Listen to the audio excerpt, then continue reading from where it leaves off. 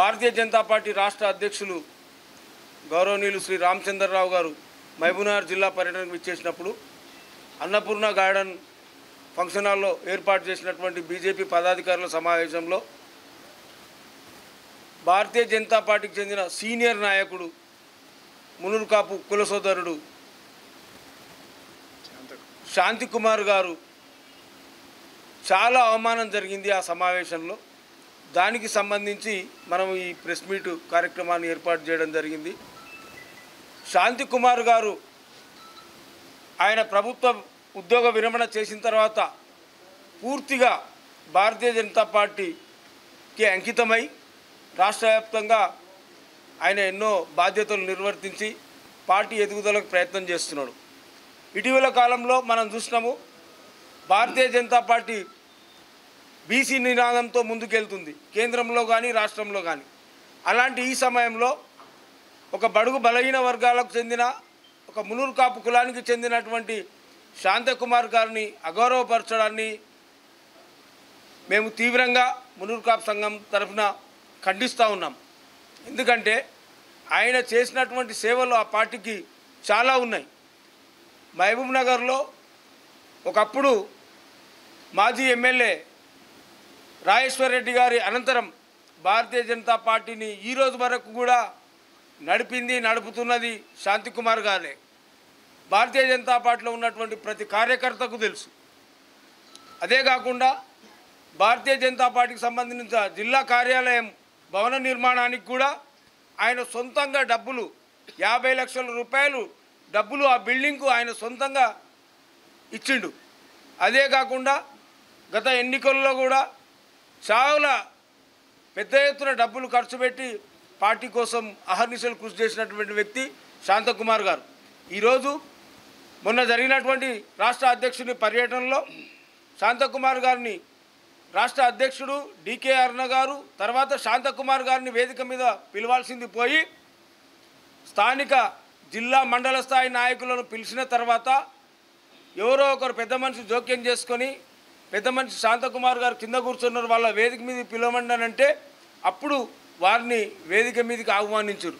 వేదిక మీదకి ఆహ్వానించిన తర్వాత శాంతకుమార్ గారు గో బ్యాక్ అని కొంతమంది బీజేపీ కార్యకర్తలు అగ్రవర్ణాలకు చెందినటువంటి కార్యకర్తలు నినాదాలు చేయడము, ఆయనను భారీ ఎత్తున అగౌరవపరచడం, వేదిక మీదకి ఆహ్వానించి అగౌరవపరచడం చాలా సిగ్గుచేటు. ఇది మేము చాలా తీవ్రంగా ఖండిస్తున్నాం.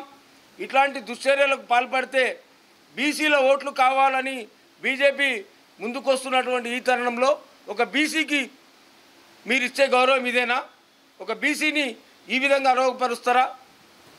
మహబూబ్ నగర్లో శాంతకుమార్ గారు ఎంత సేవ చేసిండు, మీకేమన్నా పార్టీ వ్యతిరేక కార్యకలాపాలు పాల్పడినట్లయితే మీకు ఒక పార్టీ వేదిక ఉంది, అధిష్టానం దృష్టికి తీసుకుపోండి, ఆ విధంగా చర్యలు తీసుకోండి. కానీ స్థానికంగా ఉన్నటువంటి ఆహ్వానాన్ని ఆయనను పిలిచి అమర్యాద గోబ్యాక్ అని నినాదాలు చేయడం చాలా సిగ్గుచేటు.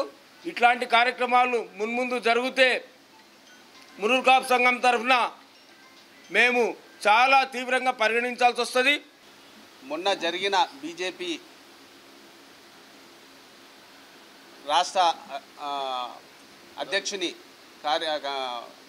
పర్యటన సందర్భంగా జరిగిన సమావేశంలో శాంతికుమార్ గారికి జరిగిన అవమానాన్ని మేము చాలా బాధపడుతున్నాం. ఎందుకంటే డికే అరుణ మేడం గారు,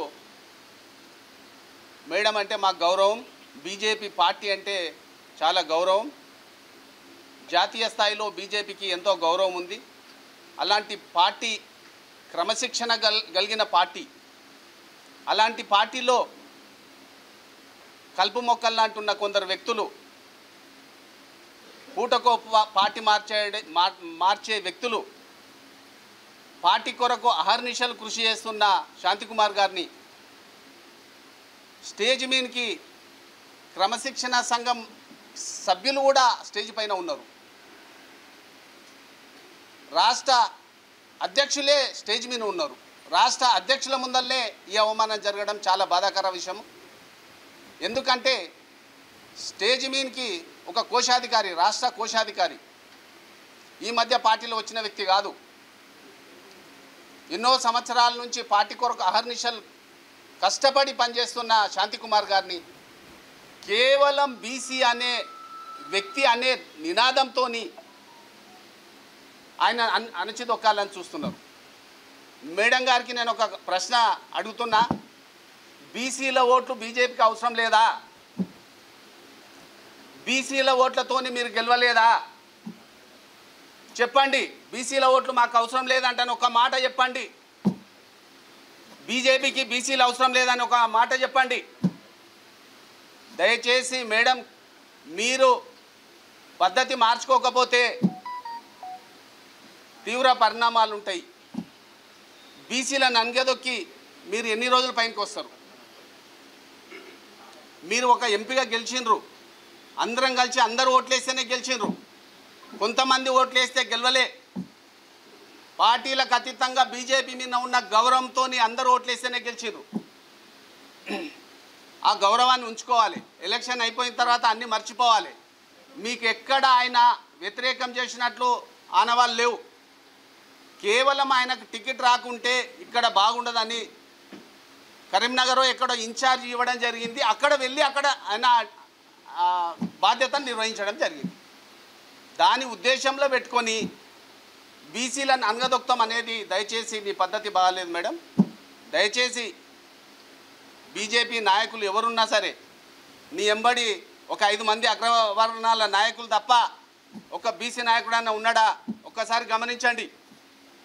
ఎక్కడున్నా ఏ పార్టీలైనా మొత్తం ఇదే నడుస్తుంది. దయచేసి బీసీ నాయకులారా, బీసీ ఓటర్లారా గమనించాలి. ఎన్ని రోజు మనం పల్లకి మోయాలి? పల్లకిలో కూర్చునేది వాళ్ళు, పల్లకి మోసేది మనమా? పోయినాయి, ఆ రోజులు పోయినాయి.